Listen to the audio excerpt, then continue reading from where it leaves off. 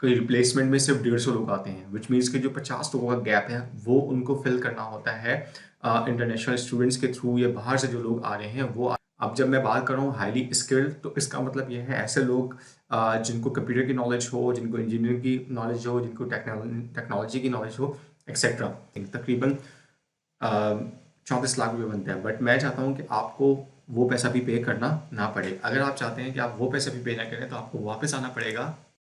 दाद की स्कॉलरशिप करते हैं जो कि एचएससी से लिंक है, तो बड़े लवाजमात होते हैं, उनसे निकल नहीं सकते। यानी जो आपके ऊपर बाइंडिंग चीज़ें होती हैं, यानी आपने मास्टर्स पीएचडी किया तो आपको मास्टर्स भी करना है, पीएचडी भी करना है, then you have to come back to Pakistan to serve. आप अपनी यूनिवर्सिटी में रहते हुए ही इसके ऊपर प्रिपरेशन करें, क्योंकि अगर आप यूनिवर्सिटी में रहते हुए इसके ऊपर प्रिपरेशन करेंगे, यानी सेकेंड और थर्ड ईयर में आपने इसके ऊपर काम किया, तो मैं चाहता हूँ कि जितना कुछ मैंने सीखा है वो आप लोगों तक कम्युनिकेट करूँ। आप में से वो तमाम लोग जिसके घर में कोई भी स्टूडेंट है जो इस वक्त एफएससी इंटरमीडिएट में है या फिर ग्रेजुएशन में है, उसको काइंडली ये वीडियो ज़रूर फॉरवर्ड कीजिएगा और उनसे कहिएगा कि मेरा चैनल ज़रूर सब्सक्राइब करें, बिकॉज मैं आगे भी ये वाली वीडियोस और मैं दूसरे कंट्रीज़ की बनाने वाला हूँ। अस्सलाम वालेकुम, मेरा नाम बिलाल परवेज़ है। मैंने यूरोप से मास्टर्स किया और वहाँ पे काम भी किया, तो आई हैव डिसाइडेड कि जो इन्फॉर्मेशन मेरे पास वहाँ के एडमिशन्स के हवाले से है और जिस तरह से आप सारी चीज़ें अप्लाई करके वहाँ मूव कर सकते हैं, उसके बारे में एक पूरी सीरीज़ बनाई जाए।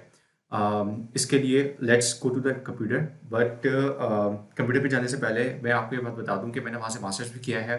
जर्मन गवर्नमेंट की मैंने स्कॉलरशिप भी ली थी, जो कि दाद की स्कॉलरशिप नहीं थी। जो लोग ऑलरेडी इंटरनेशनल एजुकेशन को और यूरोपियन एजुकेशन को समझते हैं, स्पेशली जर्मनी की, तो इस बात को जानते हैं। बट मेरा फोकस ये रहेगा कि मैं तकरीबन सारे जो कंट्रीज़ हैं उनको, यूरोपीय कंट्रीज़ हैं उनको कवर करूँ। बट सबसे पहला सवाल ये है कि यूरोपियन कंट्रीज़ में हमको क्यों जाना चाहिए। यूरोपियन कंट्रीज़ में जाने के लिए सबसे पहले अगर आप देखें तो शेंजन में तकरीबन 27 कंट्रीज़ हैं और उन 27 कंट्रीज़ का जो बर्थ रेट है वो 1.5 बर्थ पर वुमेन है। 1.5 बर्थ पर वुमेन का मतलब यह है कि हर 100 खवातीन में से जो आगे जनरेशन्स आती हैं वो तकरीबन 150 के करीब है। यानी हर 100 खवातीन यानी 200 लोगों में कोई रिप्लेसमेंट में सिर्फ 150 लोग आते हैं, विच मीन्स कि जो 50 लोगों का गैप है वो उनको फिल करना होता है इंटरनेशनल स्टूडेंट्स के थ्रू या बाहर से जो लोग आ रहे हैं वो आके फिल करते हैं, ताकि उनकी जो वर्क है और इंडस्ट्री है वो चलती रहे। अब अगर आप आगे आएँ, जर्मनी की बात करें तो जर्मनी का भी 1.3 है। अब चूंकि जर्मनी का भी 1.3 है तो सेम सिचुएशन है, उनको भी लोग चाहिए, स्टूडेंट्स चाहिए, हाईली स्किल्ड लोग चाहिए। अब जब मैं बात कर रहा हूँ हाईली स्किल्ड, तो इसका मतलब ये है ऐसे लोग जिनको कंप्यूटर की नॉलेज हो, जिनको इंजीनियरिंग की नॉलेज हो, जिनको टेक्नोलॉजी की नॉलेज हो, एक्सेट्रा।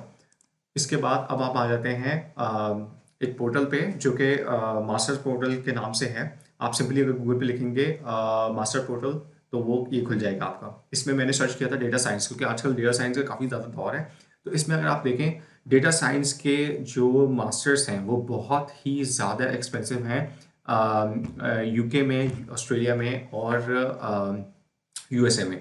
तो अगर आप वहाँ पैसा खर्च नहीं करना चाहते या आपके पास पैसा नहीं है, तो this can be one of the option.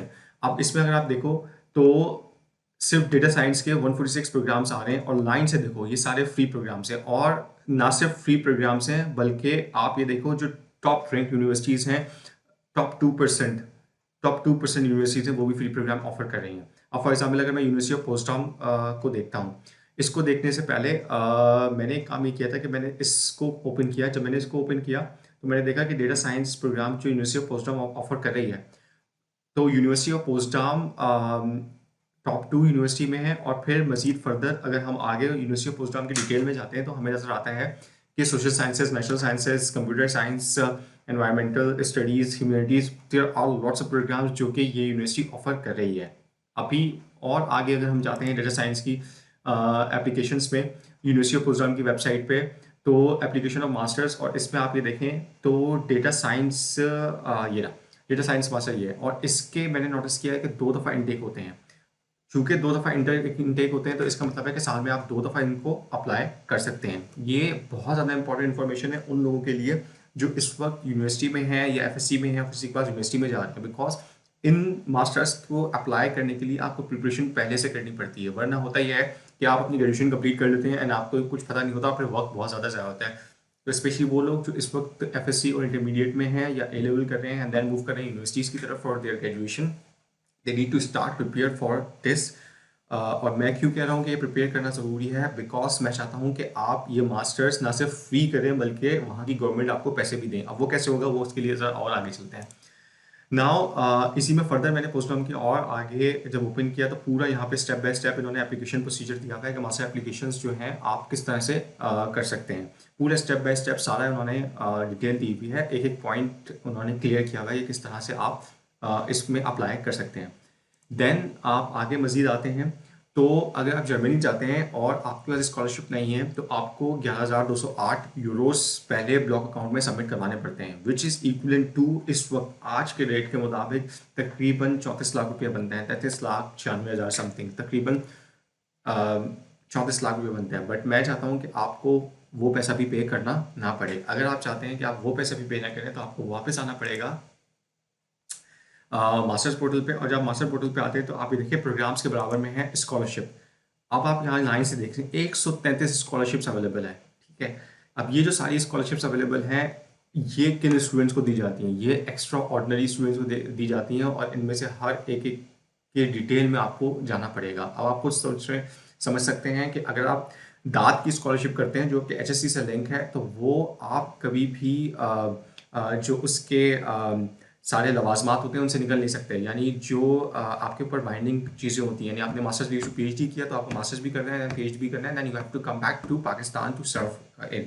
But अगर आपका प्लान ये है कि आप जाके मास्टर्स करें और मज़ीद जाके वहाँ पे अपना करियर डेवलप करें तो you need to have scholarship that is outside from HSC and these are the places जहाँ से आपको वो स्कॉलरशिप जो है अवेलेबल होंगी।